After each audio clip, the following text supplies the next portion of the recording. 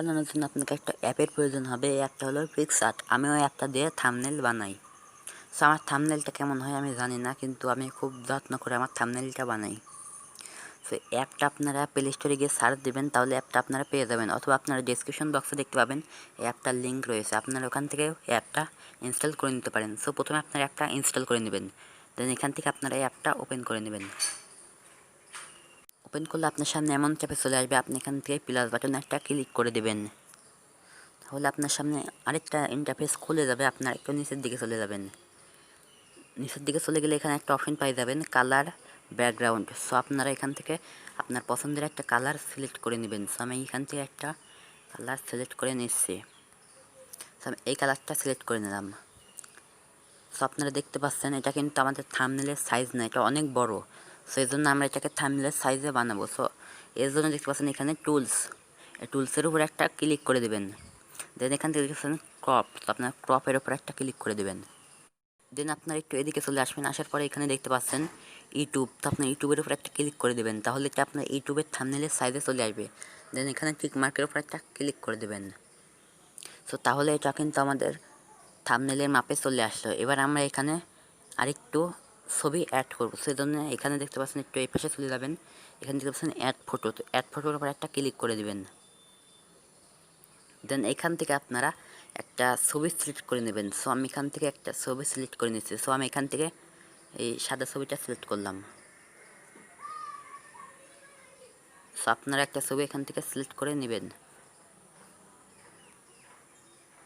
So ছবিটা select করা হয়ে গেল। ছবিটা আসলে সাদা ছিল না, এর জন্য একটু কেটে নিলাম। সো আপনারা এটাকে একটু বড় করে নেবেন। দেন এখান থেকে আপনারা এটাকে দেখতে পাচ্ছেন একটু ঘুরিয়ে নেবেন। সো এখান থেকে আমি একটু এটাকে ঘুরিয়ে নিচ্ছি। সো এটা এ পর্যন্ত কি থাক। এবারে আপনার এখানে টিক মার্কের উপর একটা ক্লিক করে দেবেন।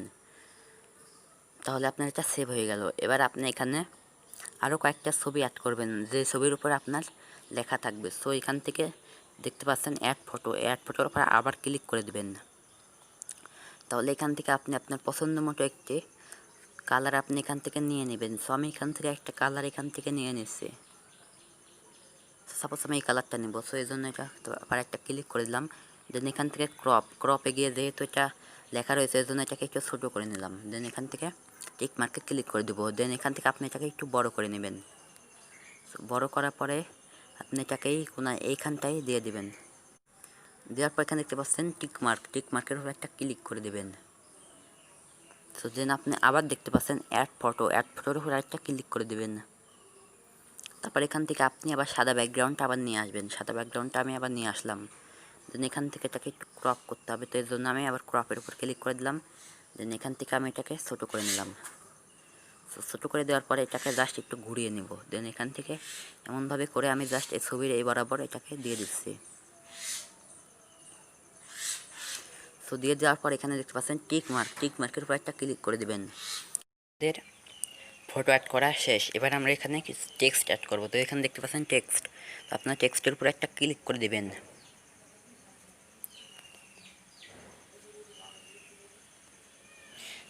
দেন এখানে আপনারা আপনার ভিডিও যে বিষয়ের উপর আপনি ভিডিও বানাচ্ছেন সেই বিষয়টা এখানে আপনি লিখে দিবেন। অবশ্যই আপনি ভিডিওর মধ্যে যেটা বলবেন সেটা আপনি এখানে লিখে দেবেন। কোনো প্রকার কোনো ক্লিক বেল করা যাবে না, এতে কিন্তু আপনার ভিডিওতে সমস্যা হতে পারে। সো এই জন্য আমি আপনাদেরকে একদম প্রফেশনালি দেখিয়ে দেবো যে আপনার কীভাবে থাম্বনেল বানাবেন। সো প্রথমে সাপোজ আমি এখানে লিখবো যে how to make thumbnail. So এখানে আমি লিখলাম হাউ টু মেক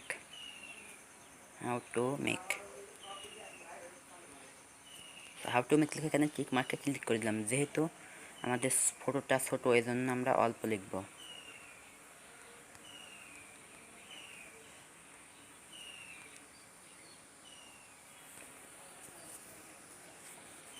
তো তারপরে আমরা এই টেক্সটটা একটু পাল্টে দেবো, আমরা এটা করে রাখবো। দেন এখানে এই কালারটা আমরা একটু চেঞ্জ করে দেবো। তো এই জন্য এদিক চলে আসবো। আসার পরে দেখতে পাচ্ছেন এখানে আপনার পছন্দ মতো আপনি একটা কালার সিলেক্ট করে নেবেন। সো আমি এটা নিলাম।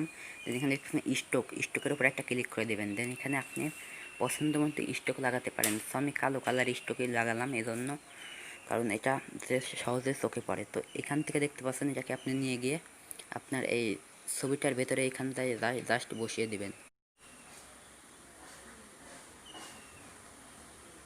সো সাপোজ আমি এখানে লিখলাম হাউ টু মেক। সো এবারে আমরা আরেকটা ফটো করবো, দেন এখানে আমরা লিখবো how to make professional thumbnail. So আমরা এখানে আবার অ্যাড ফটোর উপরে আরেকটা ক্লিক করে দেবো।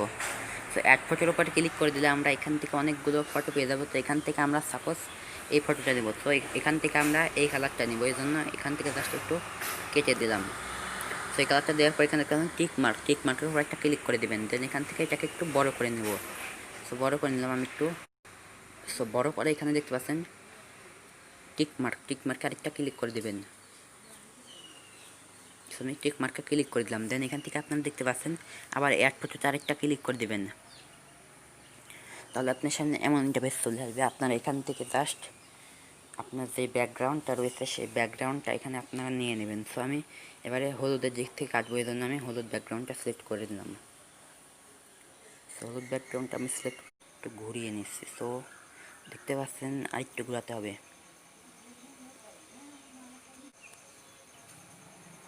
তো ঘোরানোর পর এখানে দেখতে পাচ্ছেন টিক মার্ক। তো টিক মার্কের উপরে জাস্ট একটা ক্লিক করে দেবেন। আমি টিক মার্কের উপর ক্লিক করে দিলাম। দেন এখান থেকে আপনাকে আবার এখানে আপনাকে টেক্সট অ্যাড করতে হবে। তো এখানে আবার টেক্সটের উপরে ক্লিক করে দেবেন। দেন এখানে লিখবেন প্রফেশনাল থাম্বনেল। তো আমি এখানে লিখলাম প্রফেশনাল থাম্বনেল, THUMB থাম্বনেল। তো আমরা প্রফেশনাল থাম্বনেল লিখে এখানে জাস্ট দেখতে পাচ্ছেন টিক মার্কেরটা ক্লিক করে দিবেন। তো তাহলে এটা চলে আসবে। আমি আবার এটার টেক্সটটা পাল্টিয়ে দেবো। সো আমি এখান থেকে পাল্টিয়ে দিচ্ছি, এটা করে দিলাম। দেন এখান থেকে একটু বড় করব এবং এখান থেকে এটাকে জাস্ট একটু মোটা করে নেব।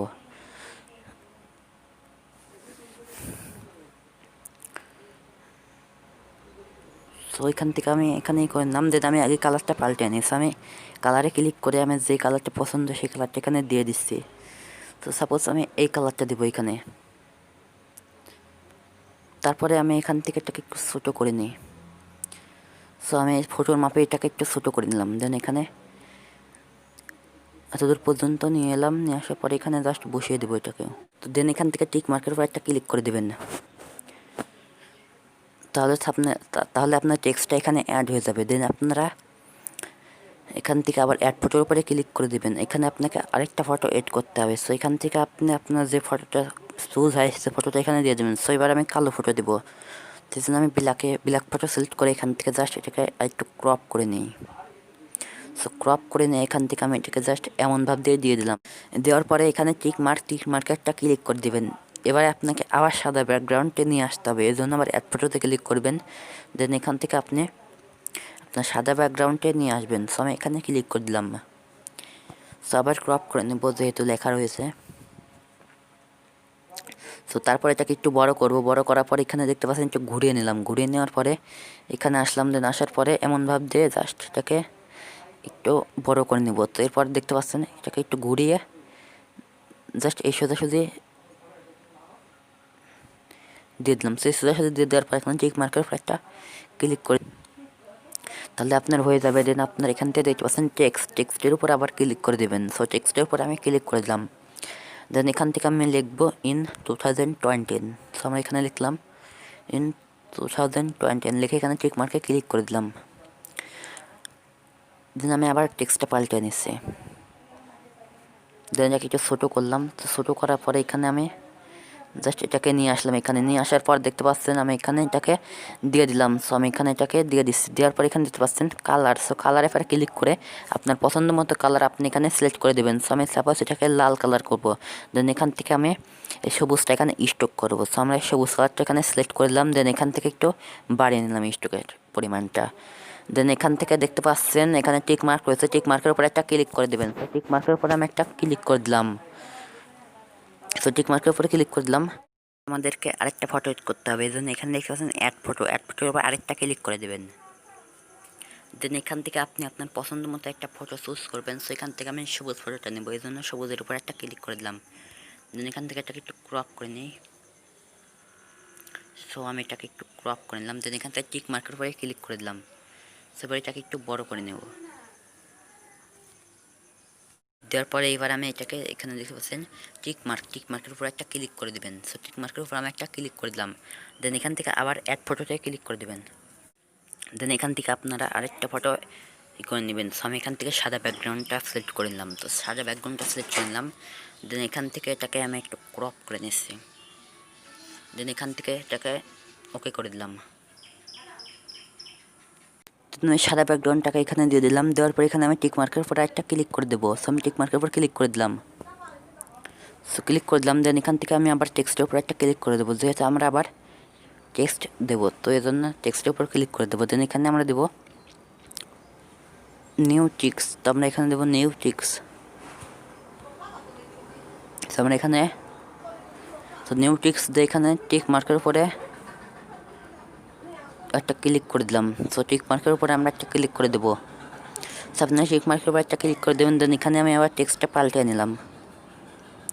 সো তারপরে আমি এটাকে জাস্ট নিয়ে এসে এখানে বসে দিয়েছি। দেওয়ার পর এখানে দেখতে পাচ্ছেন টিক মার্কের উপরে আরেকটা ক্লিক করে দেবো। তার আগে আমি এখানে এটার কালারটা একটু পাল্টে নিচ্ছি। সো কালারটা আমি পাল্টে নিলাম এখান থেকে।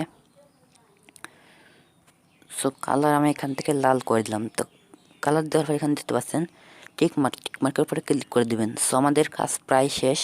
এবার আমাদের নিজের একটা ফটো এখানে দিতে হবে। সো আমরা এবারে ফটো দেবো। সো যেহেতু আমরা ফটো দেবো এই জন্য আবার অ্যাড ফটোর উপর একটা ক্লিক করে দিব।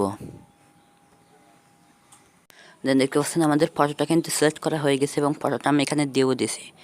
সো তারপরে এখানে আমাদের ফটোর ব্যাকগ্রাউন্ডটা চেঞ্জ করতে হবে। তো এর জন্য দেখতে পাচ্ছেন এখানে কাট আউট। সো কাট আউটের উপর একটা ক্লিক করে দেবেন, এটার উপর একটা ক্লিক করে দেবেন। তাহলে আপনার সামনে এমন ইন্টারফেস চলে আসবে। এবার আপনি এখান থেকে জাস্ট আপনার পুরো যেটুকু আপনি রাখতে চান সেটুকু আপনি লাল করে দেবেন। সো আমি যেটুকু রাখতে চাই সেটুকু আমি লাল করে নিচ্ছি। সো আমি খুব সুন্দরভাবে এটা করে নিয়েছি। দেন এখান থেকে আপনারা সেভ বাটনে একটা ক্লিক করে দেবেন। সো সেভ বাটনে আমি ক্লিক করে দিলাম। সো সেভ বাটনে ক্লিক করে দেখতে পাচ্ছেন এটা কিন্তু ব্যাকগ্রাউন্ডটা রিমুভ হয়ে গেছে। এবার আপনারা কী করবেন, এটাকে জাস্ট একটু বড়ো করবেন। বড়ো করার পর এখানে আপনারা দিয়ে দেবেন। সো আমি এখানটায় দিয়ে দিচ্ছি, এটাকে একটু বড়ো করলাম। দেন এখানে আমি দিয়ে দিচ্ছি। দেন এখানে দেখতে পাচ্ছেন বর্ডার। তো আপনারা বর্ডারের উপর একটা ক্লিক করে দেবেন। দেন আপনারা দেখতে পাচ্ছেন এখানে কিন্তু আপনার ছবির চারপাশ দিয়ে বর্ডার হয়ে গেল। সো আপনার এই বর্ডারটা চাইলে কমিয়ে বাড়িয়ে নিতে পারেন। সো এখান থেকে আমি বর্ডারটা একটু কমিয়ে দিচ্ছি। সো বর্ডারটা একটু কমিয়ে দিলাম। আমি কমিয়ে দেওয়ার পর এখানে টিক মার্কে ক্লিক করে দেবেন। সো আমি টিক মার্কে ক্লিক করে দিলাম। সো আমাদের থাম্বনেল বানানোর প্রায় শেষ। এবার আমরা এখান থেকে দেখতে পাচ্ছেন একটা তীর অপশন রয়েছে। আপনার তীর অপশনের উপর একটা ক্লিক করে দেবেন। এবার আমাদের থাম্বনেলটা সেভ করতে হবে।